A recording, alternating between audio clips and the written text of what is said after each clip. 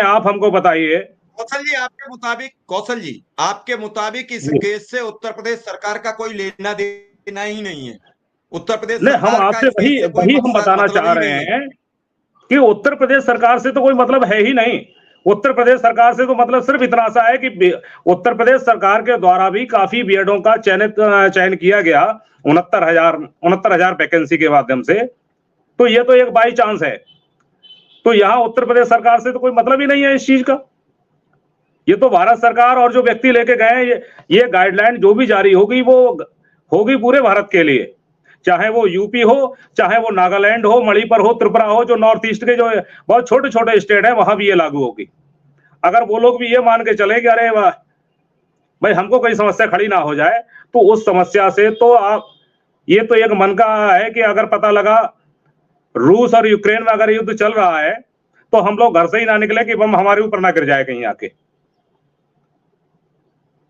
तो इन सब चीजों का तो हमको समझ नहीं आ रहा है कि जो लोग इस चीज को मान के चल रहे हैं, अरे भाई यूपी गवर्नमेंट के द्वारा तो हम लोग मांग ही रहे हैं कि जैसे भी हो सरकार के द्वारा हमको कर दिया जाए, तो यहां तो सरकार का कोई मतलब ही नहीं है।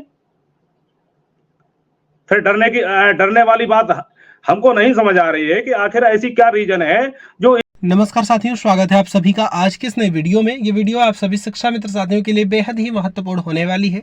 वर्तमान की कुछ खबरें, हाल ही के अंतर्गत चल रहा कुछ ऐसा प्रकरण जिनको देखने के बाद समायोजन के दृष्टिगत सब कुछ क्लियर होने वाला है। इन सारी बातों को आपके मध्य में साझा करेंगे। सभी साथियों से एक विशेष अनुरोध है, वीडियो को आप पूरा देखें।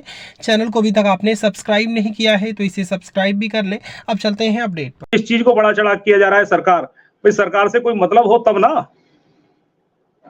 सरकार से हमारा मतलब है कि हम माननीय मुख्यमंत्री जी से बार बार प्रयास किए, हमारे संगठन द्वारा किए, चाहे हमारे महामंत्री सुशील यादव जी हो, अजय कुमार बनारस हो, हमारे तेजवान जी लगातार माननीय मंत्री जी से मिलकर प्रयास करते रहे कुछ बेहतर हो जाए। किन्हीं कारणों से नहीं हो पाया, एक अलग विषय है, आने वाले समय में हम लोग फिर लगेंगे, उसका रिजल्ट सामने आएगा। तो इन सब चीजों का हम नहीं मान के चल रहे हैं। अगर किसी ने ये जो भ्रम फैलाया जा रहा है, सरकार उत्तर प्रदेश सरकार से कोई इसका लेना देना नहीं है जी। मध्य प्रदेश सरकार और केंद्र सरकार मतलब मध्य प्रदेश का तो मसला है। मध्य प्रदेश जी के याची हैं, सुप्रीम कोर्ट से वो अपनी बीएड को लेकर कोई राहत चाहते हैं। आपका जी मानना है कि उसमें सरकार, बीएड और वीटीसी वाले लड़ रहे हैं। अगर जी कहीं तीसरा पक्ष हम घुस जाएं, दोनों की लड़ाई में हमें लाभ मिल जाए तो हमें जीवन दान मिल सकता है। जो आपकी बात का कुल अर्थ है, कुल लाभ अब है, वो यही है। मिश्रा जी, हम ये भी बताना चाहेंगे आखिर जीवन दान मिलने के चांस कैसे हैं। सबसे पहले चीज हम जी आपको बता दें, संगठन के माध्यम से हमारे आदरणीय रमेश कुमार मिश्रा जी, जो प्रदेश के उप महामंत्री भी हैं और कोषाध्यक्ष हैं, वही ऑथोराइज किए गए थे कोर्ट मैटर के लिए, वो लगे हैं। अभी आइए पड़ गई है, इसके लिए अभी हम आपको कंफर्म नहीं करना चाहेंगे क्योंकि अभी बहुत सारी कुछ अड़चने हैं, वो लगे हैं, हो सकता है शाम तक इसमें सफलता मिल जाए।